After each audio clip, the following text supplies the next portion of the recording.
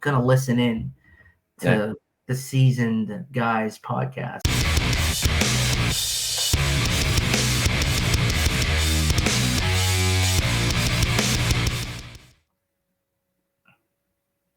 All right.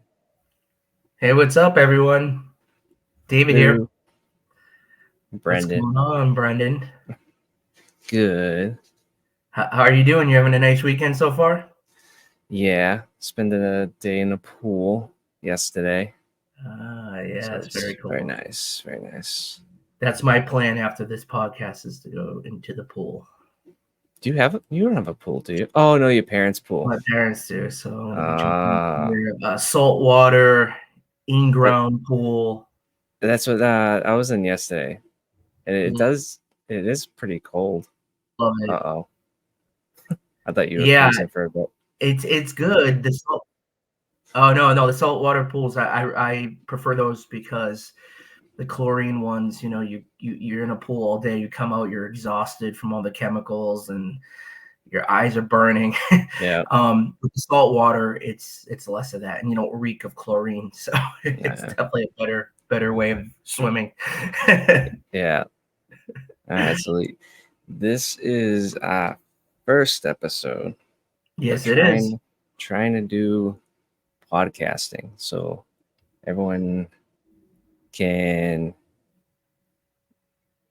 get updated weekly. And if you guys have questions, let us know and we'll answer them during all these. So one of the some of the questions that we were getting was, how did you guys start? And I figured you can give your history of how you started into music and eventually got to Silent Season.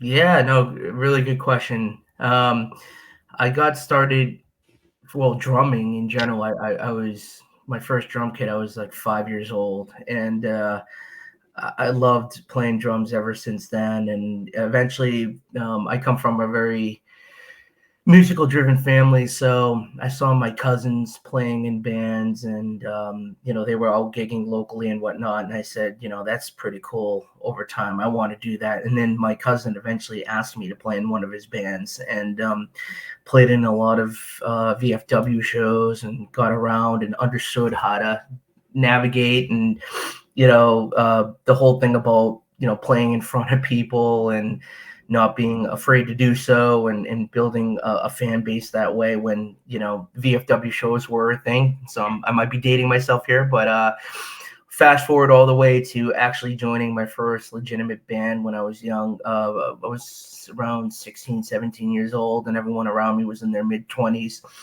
Really getting my first taste of playing real venues around the Boston and New England area. And then from that, learning and taking on, what I gained out of that, wanting to do my own thing. And, from that, I said, I'm going to find other like-minded musicians that are going to want to do this, and go out and play, and take it a next step further, touring, radio, like the real stuff, like what we see what national bands are doing, right? Yeah. So I bumped into our vocalist, Jeremy Ray, playing locally, and we ended up meeting up after a few shows and sat down and talked and said, this is what we wanted. This is what I want to do. Do you want to do this? He had the same feeling about starting our own band, and trying to get out there and exposing our music to the masses, right? So from there, we started recording out of my parents' basement. That was like the place where we would always play. And then, looking up online, Craigslist, all these different postings, we needed a guitar player. And we came across, we had our posting, and, you had reached out. We came across you, right, Brendan? And we didn't have it. The funny tip, or we didn't have any music up at the time on that listing. And you had a cassette tape. Oh, that's right. Oh my God. Yeah. Wow, cassette tape. some younger people watching this are going to say, "What is that?" Yeah, so we did have a tape. that was right around the time when we started getting into like more CDs, all the way up to digitals, the analog to digital, and we got some recording software. I think Sonar was the first Yeah. record version that we got to track all our music for demoing. But anyway, getting back to you, we had you down at my parents' house, and you were jamming away, you were rocking away, and it was sort of all history from there. The band, the core formed, and I think we just started writing a lot of different tracks and songs, and we said let's get a whole list together, and obviously we're gonna have to find another couple of members to kind of finish this out, right? So we ended up bringing on a couple other people. I mean, I won't mention names because we had a rotation of a few members over the years, but for the most part, the core has been Jeremy, myself, and you over the years, right? For Silent Season, and we ever since then we've played thousands of shows locally. We've played on tour with many bands, national bands, been on radio. We've done a lot, as this band's resume can tell you, right? So it's been an interesting journey, an exciting journey, and looking forward to doing more of it. Not to be long-winded here. Oh, that was good. Thanks. What are your And thoughts on that? well, I'll tell you my side. There was one point of your thing where when you guys were talking to me, I think was wrong, but so I'll get to that. But so I started. I wasn't really in, like, no one in my family plays instruments, except when my brother got a bass. He was playing with some friends. They did some covers and all that, and like a couple birthday parties and bar mitzvahs and all that. But he wanted me to actually be in the band, but I didn't have any instruments. I didn't play anything. So I actually wanted to get a drum set. I wanted to be a drummer.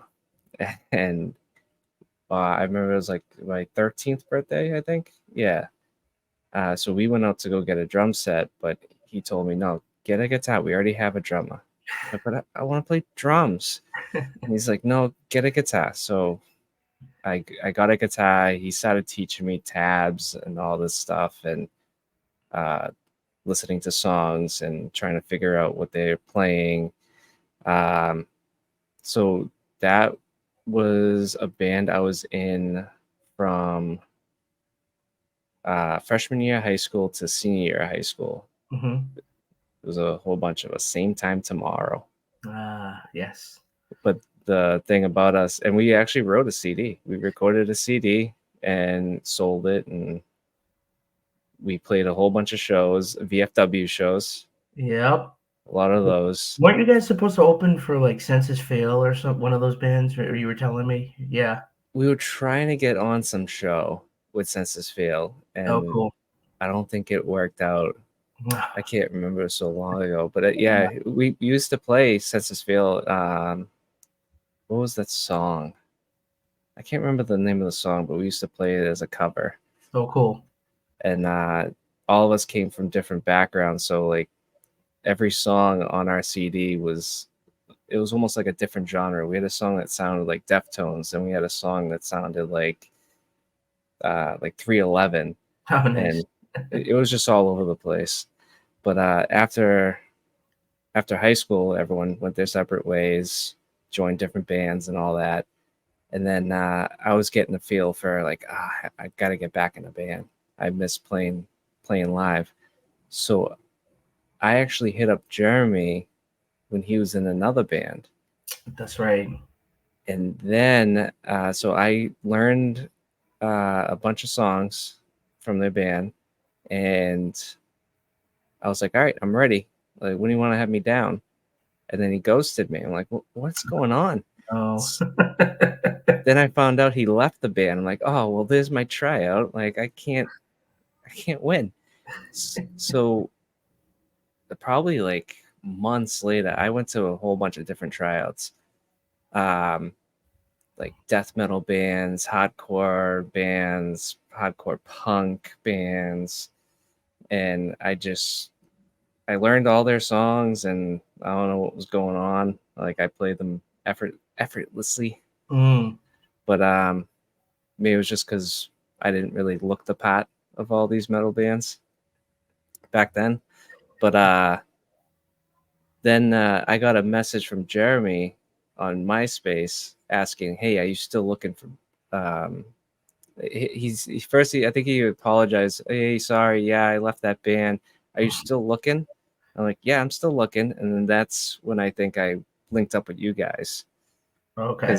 because he already had a chat with me on MySpace about joining his other band. That was MySpace, right? Okay. Yeah, MySpace. I don't know why Uh, I keep saying Craigslist. I don't know why, but I think it sounds funny because we're seasoned men here, as far as yeah. I school. mean, yeah, I did a lot of Craigslist ads too. Yeah. Um, but yeah, then started jamming you guys in the basement. You Yeah. guys gave you guys gave me a cassette tape to listen to the song. You gave me a bunch of bands to listen to. Yeah. Um, I think on the cassette tape was "What's Real in Me." Yes, the What's Real in Me demo, yes. Yeah, I think I Huh. remember. I think I got a couple of guitars. I might actually remember how that went. Wow. I mean, if you could dig that out, it's been a minute since I've heard that. And I think Ryan, your brother, had that as a ringtone, or one of you guys did the ringtone. Remember that? Oh, no, no. Um, feel the beat. Oh, that was "Without You." Without you, sorry. Without you, Yeah, yes, yes. The ringtone. and yeah. So Ryan, my brother, who's the bass player, um, he wanted Mhm. to. We were actually going out one night, and I was like, "Hey, come down, listen to a couple songs." And he's like, "All right, yeah, fine." So he listened to us play a couple songs, and he goes, "Are you guys still looking for a guitar player?" I'm like, "Yeah, but we need a bass player too." And he goes, "No, I want to play guitar." So I let him borrow my guitar and or one of my guitars and an amp, and he tried out for us for guitar playing.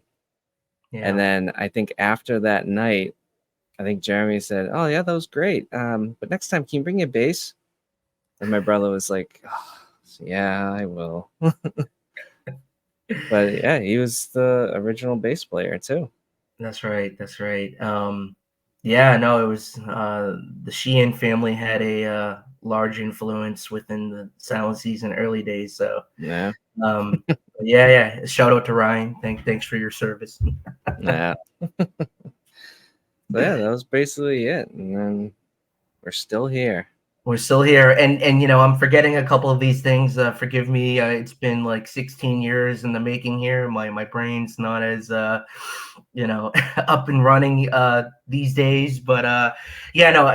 There's been a lot of changes over the years, and we've done a lot of different things as a band. So um, always redefining ourselves, whether it's the music or the activities that we do as a project. So but yeah, no, the start of this band all the way till now, I mean, so much has been accomplished, and it's exciting, and we're happy to share it with our fans. I actually met there's a guy that I used to work with. I actually tried out for his band when I was 18, and Oh, I this was my new job, so that was like 5 years ago. I'm like, "You look so familiar. Do you play bass?" And he goes, "Yeah." "How do you know?" Then I named his band name, and he goes, "How do you know that?" I was like, "I tried out for you when I was 18." wow, And small I was, world. yeah, and I was like, what did I say? I was like, but don't worry, like that I didn't get the job because I mean now I'm in a band that we've toured with Seven Dust in 10 years. He goes, okay, so it's water under the bridge. Like you're not mad that I didn't pick you. I'm like, no, it's fine. Well, it's funny though. To that point, I feel like every time we talk, I mean, a lot of the people you've worked with over the years at your different companies, I mean, you've been around a lot of other musicians that have played in the scene just like us. Like I think you had mentioned your colleagues at one point with one of the former guitar players from Paris. I know they're blowing up. They're Oh huge. yeah, They're out of Lowell. I think they're out of Lowell or somewhere around New England. And but like you have a lot of crazy stories like this, like, oh, I'm working with this guy and he was in this touring band. And weren't you involved with someone that knew the dude from Bury Your Dead, or something like that, or Yeah. you know what I mean? That story of the U-Haul, Bury Your Dead. I'm trying to remember the exact story, but Yeah, it was interesting. Yeah. he was a tow truck driver. He was a drummer for um Amir? no, Or something with burning, upon burning or Upon a burning, Burning Body? maybe. Something like that? Yeah. And yeah, Wow. he used to tour. He was sponsored by a drum company. He was telling me how they send him drum kits like every month, and then he has to send them back. And but yeah, it was that. The guy I work with now, who works for my company, yeah, he was in Paris. That's what In it's called, Paris, right? yeah, with the upside down A, yeah. And then there's another guy who I keep forgetting what the band name was, but he used to be in a touring band as well. Mhm. And yeah, there's a lot of Small world, man. almost everybody, not everybody, but a lot of people in the company I work for now are all musicians because it's like audio engineering and stuff. That's cool. Yeah, Yeah, that's really cool. Yeah. Yeah, I mean, I've run into a couple of musicians in my like national recording artists and jobs. Like I used to work in Waltham, and the bassist from Reveille worked in the same building as me. So he would walk out, and I'd look at him. He'd look at me like, "What are you looking at?" I'm like, so he knew, but it stop just, looking at me. yeah, stop stalking me and stop looking at me at the same time. I'm just trying to get lunch, bro. Yeah, there was a guy I used to work with at U-Haul, and he was like, "You ever hear this band?" And it was a boy band. I can't remember the name, but I'm like, "Sounds familiar." He goes, "I was in it." He was a Grammy nominated like boy band back in the day with like New Kids on the Block. It was Oh this. yeah, It was the same area, and like he was big. He said he still gets royalty checks. that's awesome. Yeah, that's cool, But man. there he was working with me at U-Haul, and I think he left and became a firefighter or something like Oh that. wow, wow. Uh, Yeah. Well, Crazy. that's the thing about music. I mean, today, as you know, I mean, a lot of musicians, they do it full time, but they also have to have another job, right, as a source Yeah. of income. And it's just the way of the world, the way of this industry right now. And but if you truly love doing it, and you want to make music and tour and do all that stuff, you find ways to make it happen with the split of touring and also working in a job. It's harder because you're doing two jobs, but I remember when I was going to college, in previous bands, we were doing some touring too, and at one point I thought I was going to have to quit a semester, or like drop out of college. And I was talking to my family about it. Obviously they weren't thrilled, but they Yeah. supported me because they know how much I love music. But it's the same thing today. It's like some people get great gigs and then they get off the road and then they call them again and like, oh, by the way, you got to go out for another 2 months. And they like have to go to Yeah. their bosses and say, if they're not a remote worker, they'll have to say they're either hybrid or full-time at their role. I have to go out and take this opportunity, and they either get laid off or fired, and they hope for the best living out of a van or a bus or whatever they do. So it's a risk. It's a huge risk, and I think some folks still don't see that. Like Yeah. when I met my wife, she didn't know that bands, you had to buy on tours, and you don't really, some bands just don't get money to support families. I mean, you're lucky to get the exposure. That's the whole point. So there's Yeah. still just some people that have a vision of how the industry works. Back in the day, like the rock stars, making a lot of money, the $1 million deals. It's not that. You got to have a true passion for this. You got to be willing to take risks. And I don't know why I went off on this tangent about it, but Yeah.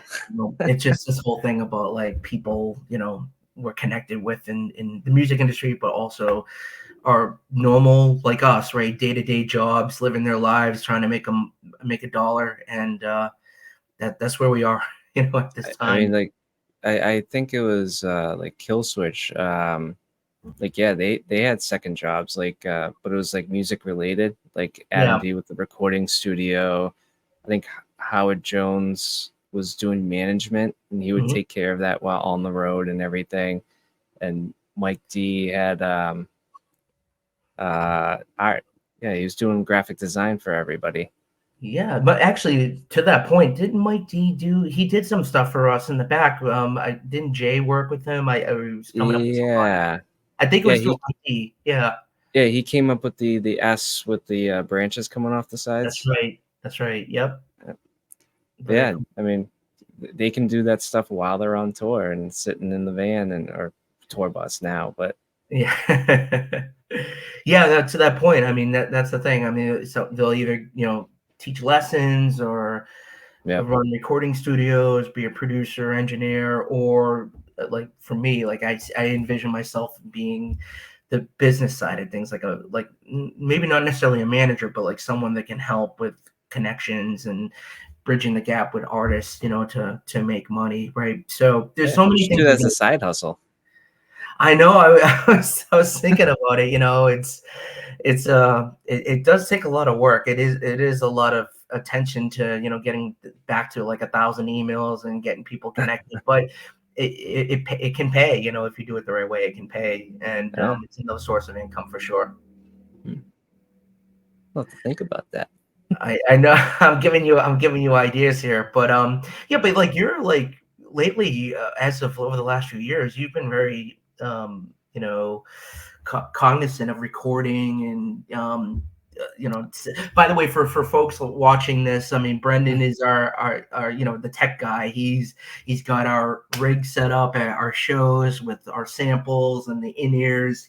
He's out there, wiring everything up. I can't really speak eloquently to it, but he's the guy. So Yeah, because you have one cable. That's it. All you have to do is plug in one cable before we stop playing, and that's it. you still can't do it. You're like, where do I plug in? It's even Which bus labeled. is mine? I even labeled it Dave, and you still have a hard time with that. Well, no, I mean, like, I think pre-show, I'm okay. It's just I get Yeah, obviously like any musician, like you when you're getting stuff up on stage, and then like there's like you got like a 15-minute set changeover.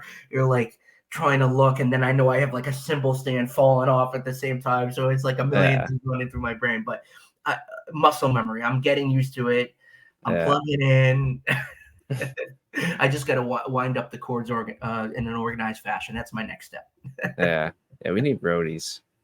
Well, that's what I'm saying. Like having a couple people to help out, that we trust and we feel good about, helping us with the show. It makes life that much easier. So we just focus on getting our stuff set, coming up, putting the ears in, getting the samples run, and you're good to go. You know what I mean? Yeah, like for me, like the show is very stressful. I I, Uh I can imagine. Yeah. so I set up the rack. Make sure everyone's plugged in, get your in-ears set up. I even run the lights out of the rack. Right. Yep. I got MIDI changes. I have a MIDI interface that controls all my patch changes, so I don't have to sit there and stomp on clean and distortion and delay. And my my processor actually tells my guitar what tuning to be in. I got a Variax, so Yes. line 6 all the way. Uh, but If you're out there, line 6. I know I should have used that as a background. Uh, but like before, if we get through a couple songs and it's good, that's when I can actually start to enjoy the show. Mhm. Because I'm just like, oh, is this right? Is this right? Oh, is this light going? Yep, that light's going. Is everyone hearing the samples? Yep. Okay, that's good. Yeah. Yeah, yeah. No, I know. I add to the stress. Like if I did something's going on, I can't hear the click. I'm like, Brendan. Yeah, Well, you did that last show. I did. You're like, I don't hear the click. I'm like, because there is no click right now. Don't worry, it's No, I coming. freaked out. I forgot the intro. I think it was holding on, but Yeah, see, I'm just telling you for people listening. I mean, we do this for so long, and sometimes you're under pressure and you forget things, and it's like, oh my mhm. god. And Brendan's like, dude, It's okay. It's the click is coming in like 2 seconds. It's all good, you know. So, but hey, it's all part of it, right? I Yeah. know professionals deal with this too. I mean, at a grander level, right? So, and you know, they're running around making sure everything's good. I actually just saw. I don't know the person's name. I think they were a tech for Shinedown or one of those bigger arena bands, and the guitar tech was doing a whammy pedal, I think, for Oh, Zach, but he was behind the rig, like everything that was set up. He was doing it for him yeah. because I was reading in the comments, and some people were saying, "Why are you doing that for Zach? Why can't he do it himself?" And I was thinking to myself, but it's a huge stage. It's an arena. He's got a million things going on. It's a good point. It's like those guys have so much gear, so much equipment. Let And the such a road big stage, you got to walk around, so he's gonna have exactly. to like, run back to the pedal board. Yeah, it's too stressful. It's got to be organized. And to your point earlier about the road, he's having people to help you out. It makes Yeah. life that much easier. So, like, people were hating on that. I'm like, dude, what are you talking about? Have you played in an arena? I don't think you have. So, Yeah, it's just Metallica like, does the same thing. who? Sorry, Metallica, Metallica. Yeah, the only pedal they have on stage is Kirk's wah pedal because he the wants wah to do that pedal. himself. Yeah, But yeah, all their guitar techs are sitting there doing the patch changes, like, oh, got it, got it, got it.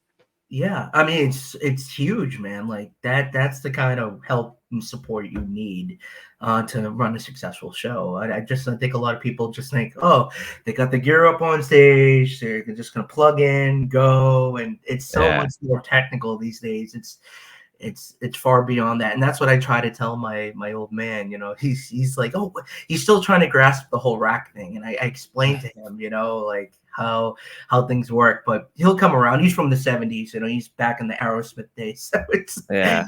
the amps, you know. I mean, that's why I got the patch changes through my MIDI interface. Yeah. So I can be like on the other side of the stage, and if we bring the boxes, like I can stand up onto the box and then it changes automatically. Like I don't have to run back. Like Yeah. there's a video on YouTube actually of us playing Breaking Me Down at the Palladium Mhm. downstairs, Yeah. and you see us running back and forth all over the stage. But then you can, I think it's like the chorus. When the chorus comes in, I actually have to put a chorus pedal on and put reverb on because I'm playing the lead. So you see me like, oh no, and I run all the way back to the side of the stage. I mean, Yeah. and yeah, it's just you It's got your crazy. guitar wireless on, so you want to run around, but you got to run back to the pedal board and gotta push this button, Yeah. and then you Thank miss God it. my pedals are only in front of me Yeah, on the bass drum. So and then if I accidentally hit a pedal and it starts changing into different things, I'm like, oh no, no, yikes. no, no, gotta go to back. Well, as we talk about potential flubs at a show, remember the Palladium downstairs as you referenced? There's a video of me Oh breaking. yeah, I think that breaking me down. yep. Um, we weren't running. We were running samples, but did I have samples in my ears at that point? Because I was No, right? yeah, it just went straight from an iPod to the sound guy. That's right. You didn't Yeah, get any of it. and I couldn't hear anything, and I was like, dude, there's 2,000 people, screaming kids in front of us. I'm gonna Yeah, screw up the first song. This is ridiculous. And you came over to me, and I was yeah, hitting my ride, and you're like 1, 2, 3, 4 or whatever, yeah, and you saved my life, bro. You yeah. saved my life. We pulled it off. We were right on the one. We jumped in. I wouldn't be able to do that now because with Indians, you can't even hear like what's going out in the audience. Yeah. So that was just because I didn't have any Indians in, and I could hear the sample going through to the crowd. So I was like I know exactly where this is, and like 1, 2, 3. Well, speaking of, seeing these videos on Instagram and YouTube, I saw the drummer from, I think it was A Day to Remember, and it's actually been happening more frequently lately. I don't know if you noticed, but it happened to the drummer from Ashes to New too. Like their ears die and they don't have a backup, Oh, and then someone's sitting behind them, the drum tech, and they're I hitting saw that. back with Yeah, the stick so you stay on time. And it's like, I get that. It's definitely helpful, but like if you're playing, like, I'm like paying attention to me playing. So like feeling it, yeah, I get it. But that is scary. Okay. Let me tell you, Yeah. that is scary. Like the drummer from A Day to Remember was up on the throne, up on the drum riser, and he had like a little annotation saying, "My pack just died," and he's Mm, freaking out, and it's in front of like 10,000 people or more, and he's just rocking out, but like he's not on the same tempo as the band. yeah. It clicked in, so he had to restart his playing in the middle of it, and you can tell when he was restarting. It was I was like, every time I see the video, I panic. I'm like, oh, I hope that never happens to me. That is scary Yeah. Knock on wood. in front of all those people like that. You know what I mean? Yeah. I know that like my worst fears is like the laptop not working and turning on. And then that has everything. It has the click, the samples, the lights, like controlling. Like if we didn't have the laptop working, I don't even know how we would play a show.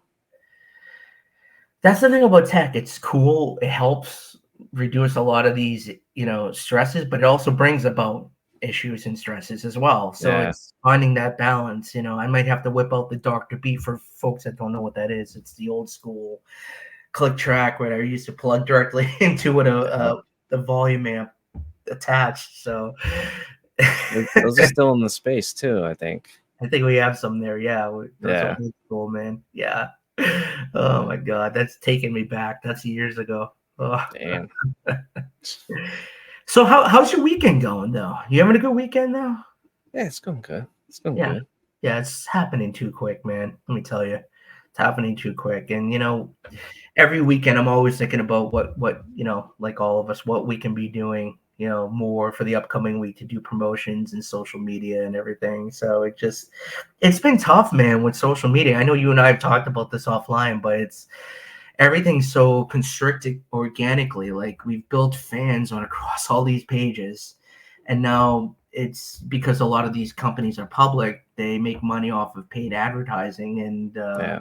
not to sound negative, but it's tough, like marketing to our fans. Like we have to keep generating new fans all the time, to get in front of new faces online as well if we're not playing shows or playing around the country. So it's tough, like this whole organic restriction. Now it's happened to Instagram about a month or so ago. So it's trying to find new ways to get out there still. And we're on TikTok too. We're trying to put content out there, and but it's I think you were saying it's lately it's you got to figure out ways to create content that goes viral with your music attached, right? And Yeah.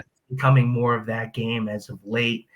And I just find it an interesting topic that I just wanted to bring up because we're trying to focus on the music, run a business, but now we sort of have to become like, you know, for a lack of better way of saying it, the Hawk Tuah girl, like, That's that's not, what I not was gonna say. Like we gotta create oh, like a TikTok dance over our songs or something like that. Go viral. I couldn't think of a better example, but like she doesn't even want the fame. Like she looks miserable on stage. She's not an artist, but she's just an influencer, right? And she got Yeah. lucky. But it's just, I guess my point in this whole thing is just become crazy. Um, you would think that putting out great music does the job. It's more than that now. It's Yeah. being an influencer, a viral sensation, touring the world, building your brand, building your own label. And it's not necessarily a bad thing. It's just not everyone can do it. It's a struggle. It Yeah. takes time, resources, budget, and it's just interesting to see where social media has gone. You know what I mean? Yeah. It's like no longer creative. Like you can have a really great song, but you got to do something to go viral to actually get it heard.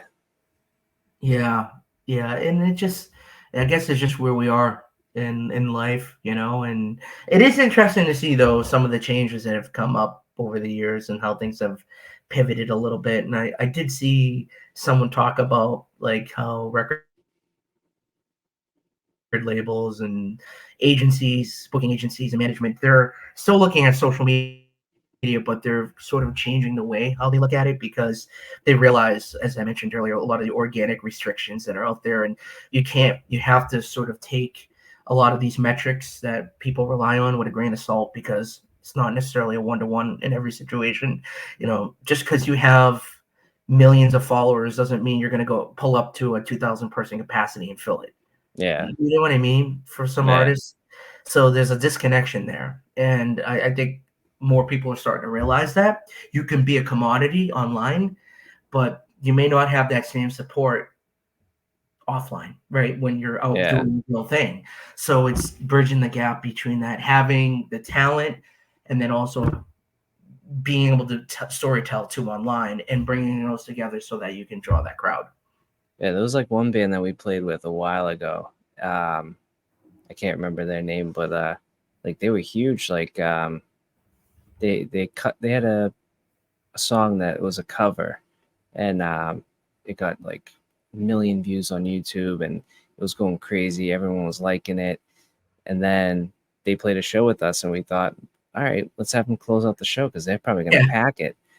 I think they had 5 people show up. Yeah, I remember that. It was a low crowd. Yeah. Yeah, so I mean, like, yeah, like social media, you can go crazy, but can you bring them to the show? Right. I mean, social media is convenience. I mean, everyone wants to sit in their pajamas on their phones watching, scrolling crazy, but it's really the commitment. It's getting them out. Do you have super fans that will buy into your brand, right? And believe what you do. So it's really converting those. But I think we just got to keep doing our thing, man. Like just keep out there, build the base, keep dropping new music, new content, and and I think this whole podcast idea is excellent. And I feel like we've connected with fans in a certain way in the past, but now more than ever, I feel like we have a platform where we can talk about all the great things that we're working on and communicate with our fans, and with even at some point they could jump into the chat and whatnot, but create a starting point, right, to have that conversation and dialogue, just so we're not rock stars, man. We love what we do. We play music. But now look at that house. Look at that house behind you. Now that I'm a drummer, in this band, I mean, why is it disappearing?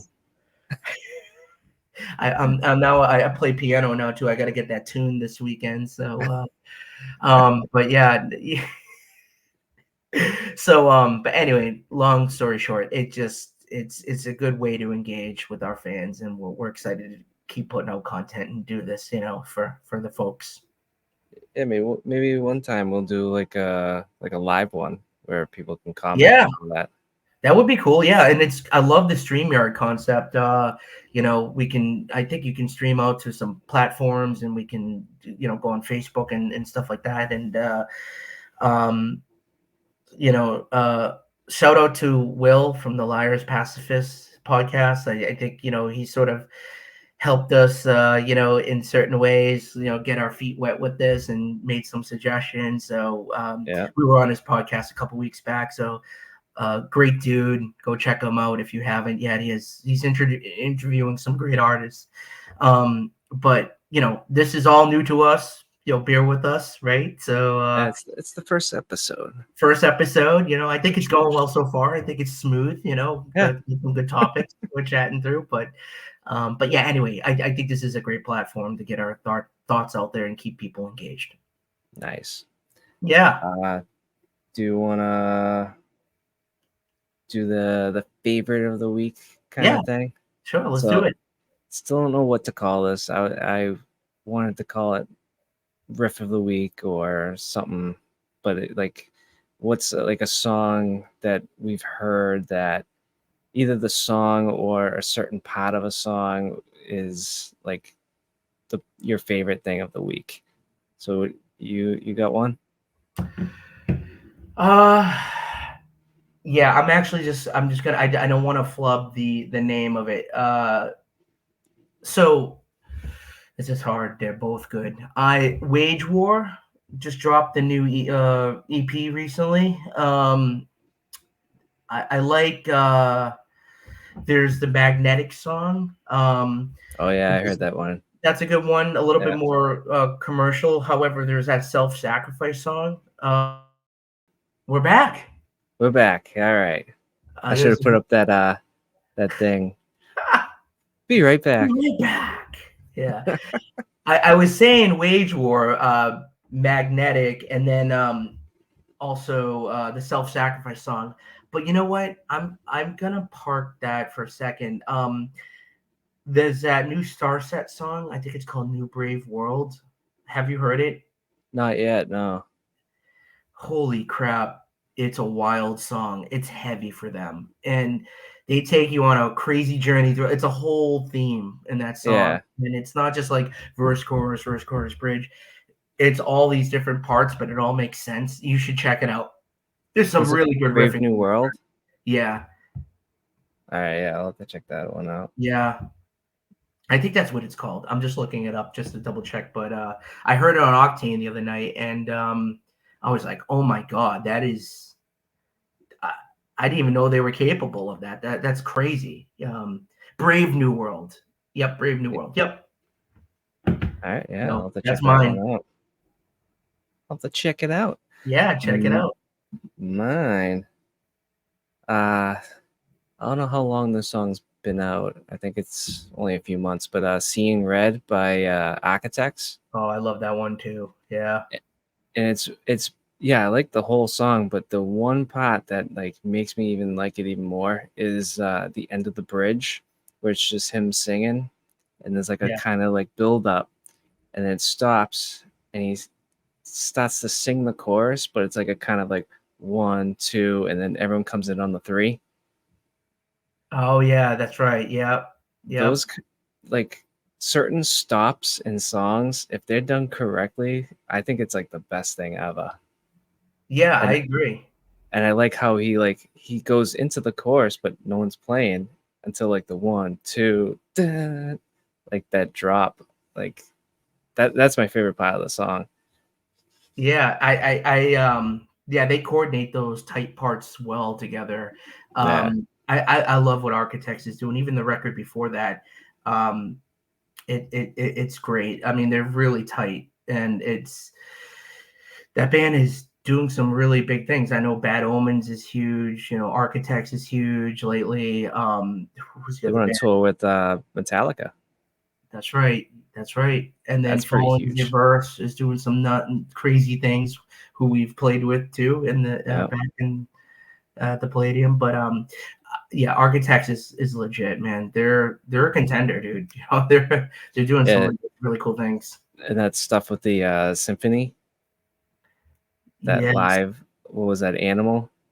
That yeah, song's an amazing right. song too. That's right. They did the symphony with that track. Yeah, All that. That is awesome. I forgot about that song. That song is one of my favorite ones too by them. And it's Yeah. just so simplistic, and that da da da da da da da da da da da da, like, oh, that's so good. um, I'm trying to think of the Architect song that I like. There's what is it? I got my phone out here. Don't mind me. I'm just looking up the name. It's from Doomsday. Doomsday is great. I like Yeah. Doomsday. Oh, Disclosure is Dead from For Those That Wish to Exist. There's just a Oh heavy yeah. part in that where it's like dun, dun, dun, dun, dun, dun. I'm like, that is sick. You know, the Yeah. drop in that is great. But yeah, I'm a huge Architects guy. I love those. I love that band. And like the drama, like it's just so simplistic, but it's like so good. Yeah, it's heavy. It's heavy. Yeah. It's heavy. Yeah. Wow, some good riffs of the week here, man. Yeah. So yeah, I mean we're at 40 almost 45 minutes now. I guess we can just talk about our last show and our next show coming up. Yeah, let's do it. Yeah. Because I'll probably post this during the week, I think. Okay, cool. On our YouTube channel. Yep. So if you go on our YouTube channel, hit subscribe. That's right. That's right. Hit that button. So last show we played Sadie's Bar and Grill in Salem, New Hampshire. Yep. Salem, New Hampshire. Yep. Red Crown and Chasing the Devil. Mm-hmm. And that was a great show, great turnout. Yeah, great The crowd. dudes from I didn't even realize that. Like, I was talking to the singer from Chasing the Devil at the bar.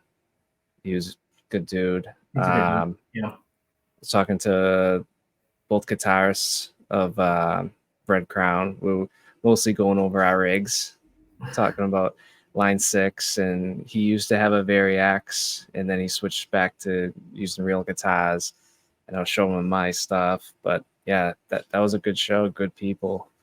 And Yeah, we got another show coming up, we do. July 27th at Taffeta and Lowell Oh yeah, with that's exciting. Mammothor, Bike Thrasher, the Ghouls, and it's gonna be Mammothor's CD release party, right? That's right. Yep, yep. They're dropping the full length, so I'm excited to play with those guys. I was definitely checking out a lot of their music, and they're a legit man. Like they got some really cool parts in their tunes, and I've seen their name a few times. I mean, I think they've done some shows with like Korn and Seven Dust too. So they've had some history there, based on what I was reading. So I'm excited. We get to season. See what I did there? Two Uh, season bands together. And of course with the other folks, so the Ghouls, the other bands, and Bike Thrasher. It's a formula for a great night and getting a lot of people out to Lowell, Massachusetts to rock this one out. And Taffeta, great venue, great yep, venue. did the live stream there. We did the live stream there, and Brendan, I know you have a history with Taffeta. You have friends there, and some people you've worked with. Yep, and I did a couple of shows there working as a stagehand and doing monitors. Yeah, yeah. So I kind of know the layout and what we're going to be doing for a sound check and setting up and breaking down. Yeah, If they no, we're pumped to play there. It's good to be back at that if, venue. if they really want to, I know where the vacuum is to clean up at the end of the night. If they want to pay me for that.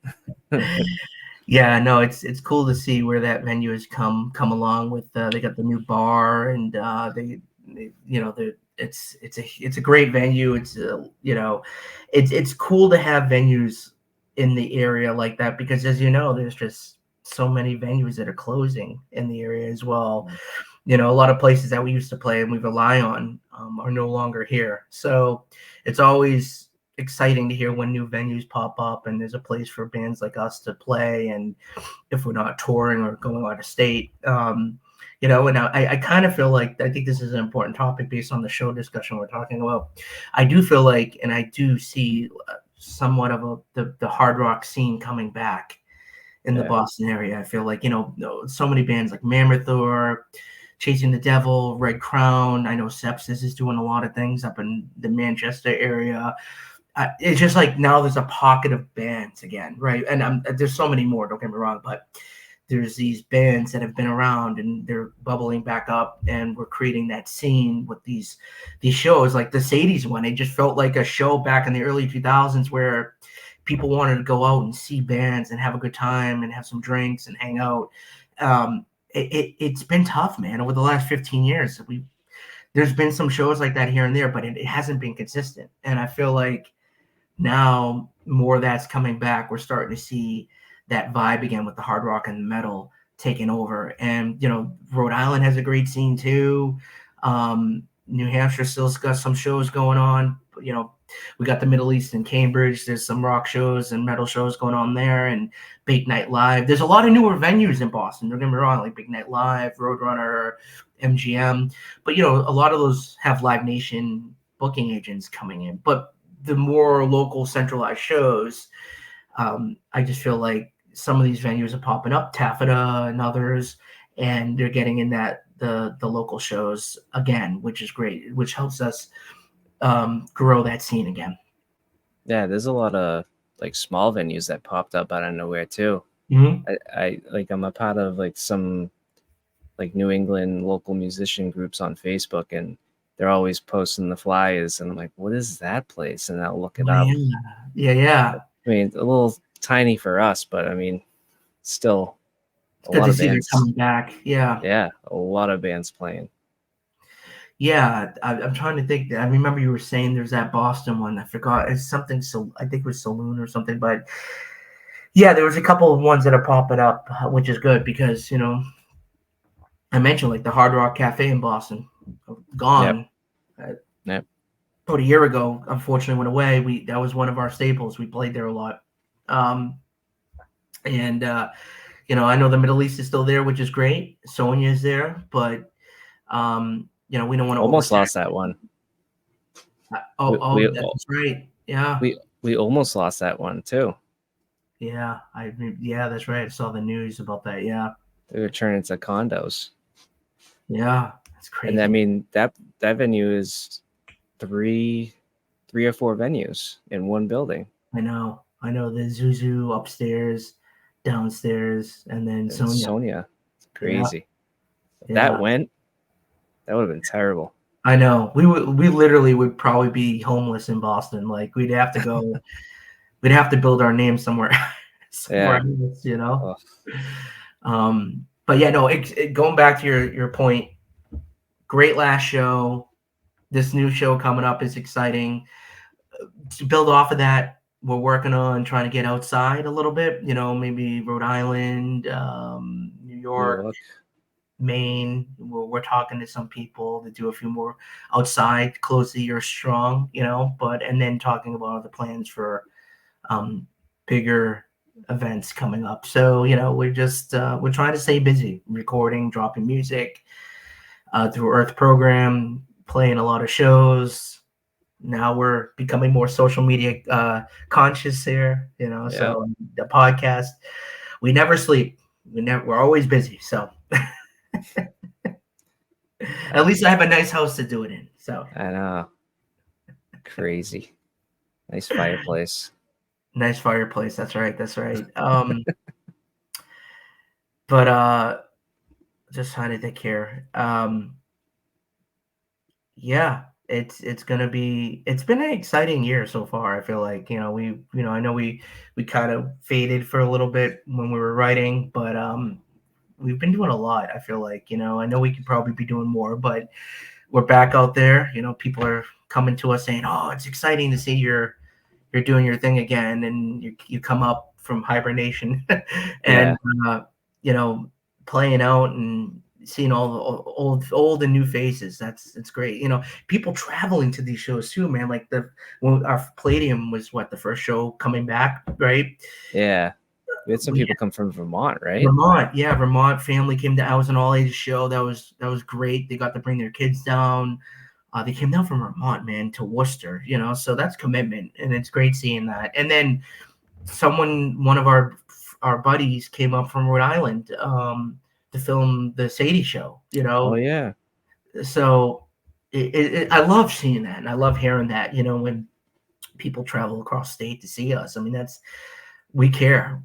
They're not fans, they're our friends, right? That's a huge commitment. That's important to this band because if we don't see that, I mean, this band will never grow. So we rely on our friends to help us continue down this path. So it's been a great year, and it's only the summer. Yeah. There's a lot of possibility, right? A lot to do, a lot of exciting things to do. Before we hibernate. Well, hibernate Hibernate, during but the winter. right. Our promise is not to completely hibernate, right? We'll keep the podcast going. We'll Oh yeah, yeah. we'll, But we'll like playing shows. shows. Yeah, I mean, if we take a break and we're working on recording, but me, like I said at practice the other night, and I think Jeremy looked at me. He's like, the multitasking stuff. Like, I know there's only so many hours in a day. Like, we gotta. It just comes down to like crazy multitasking, and we were going hard there for a minute too when we were touring, and Oh yeah. there was a lot going on. Granted, we're a little older these days, but hey, man, age can't get in the way. This is a business. Yeah. But yeah, man. So looking forward to it. We'll keep everyone informed on the shows coming out and um you know new music down the line and other band updates. So to keep checking back on all our socials. Yeah. And then we'll put the I'll I'll put the ticket link in the description Oh, for cool. the next show. Yeah. That's where you're gonna get your tickets. Yeah. Yeah. Sell it out. Sell it out. Buy them all up. We Yeah. want to see you there. We want to see you there. We'll be hanging out, the merch. We'll be going around talking to people. That's what we do. I mean, anyone can tell you. I know an example I use is South Dakota. You remember when we played that radio show in Aberdeen for 94.1? Yeah. You know, we were out in the field, and everyone's like, silent season. What are they doing walking around freely with their passes on? And it's like, yeah, whatever. We're here to hang out and have a good time. You know, we're not going back to the bus, man. Yeah, even when we were on tour with Seven Dust, like we did everything, like load in, load out, sound check, and then we would work the merch booth after after we got off stage. And they're like, "You guys don't have like a merch person?" Like, no, it's just us. It's just us. Yeah, keep it lean. Yeah, and we did the driving. Yeah, you did a lot of the driving. I'll give you that. I mean, yeah, never again. Never. Well, we gotta, you know, get a driving service. You know, like the band. You know, well, I can think of a few people that can help us. You know, but that might be willing to help. But well, that's the good thing about, you know, making the connections in the industry with all these people, these roadies and crew. You know, they sometimes they're not on a big tour and they need some side work, and you know they'll jump on like a small tour to a big tour to a medium tour. You know, so it's really cool to have that support. All right, I think we're about to almost hit an hour, 56 minutes. Wow. That went quick. It did, yeah. See, I knew we could fill up that hour. Oh yeah, I mean you got me. I never stop talking, so I and then maybe next time we'll get someone else on here. Yeah. That might run it like 2 hours, but yeah, we'll figure it out. This allows what, 5 people in the room? 6 total. So nice. I can have like, since I'm running it, like I can have 5 extra people. Oh, cool. Nice. Really digging this. And I love the idea about going live. If anyone's watching this and they want to comment below on YouTube, if you like this pre-recording setup and you want us to go live too at the same time, we want to hear your thoughts or any comments in general about topics in the podcast. Let us know. And some questions that we can answer on the next one. Yeah. I think that the more, you know, we'll come up with topics, but the more questions that come in, the more we have engagement. It's just going to make this for that much more of an interesting conversation. And we want people wanting to say, oh, I'm going to listen in to the Seasoned Guys podcast. I know names are on here carefully, but I don't even think we even said the name in the beginning. I don't think we did. So yeah, the name we're going with, or we're thinking about going with, is the Seasoned Guys. Yeah. We're getting older and sound seasoned. Yeah, I love it. I think it's well played. So I think it's a good name for this podcast, and I think a lot of people are going to eat it up. Yeah, it's got to come up with a logo. Put some seasonings, silent seasonings. Remember that from Hard Rock? Oh yeah. 10 bears and 10-foot koalas. 12-foot koalas. Yeah. Koalas. Yeah. I know we're almost up at time, but did you see 12-Foot Ninja drop their acoustic? Yes. Yeah. I gotta listen to it. I haven't listened to it yet. Yeah. I just wish those guys would play again. I'd love to. I know. Come back to the States. I know it's a big cost, but yeah, we loved playing with those guys. Yeah. It made us better. I feel like definitely stepped up our game playing and then our gear and everything. So we learned a lot from those dudes. Yeah, especially Stepic with all the Line 6 stuff. That's how I got into all that. Yeah. Oh man, Shuriken. All right. Yeah, 59-20. We're getting there. But hey, while you, Brendan, enjoy your rest of your weekend, I'm gonna jump into a saltwater pool. Oh. Maybe have a few brewskis, maybe have pizza or or burgers with ranch dressing, as I would usually do. Gross. And thank you to everyone that watches this. Please provide feedback, and we'll be back with another episode next week, and we'll keep coming back for more. Anything else, Brendan? No, I think that's pretty much it. Rock on. Have a good one. Have a good one. Bye-bye. Peace. Peace.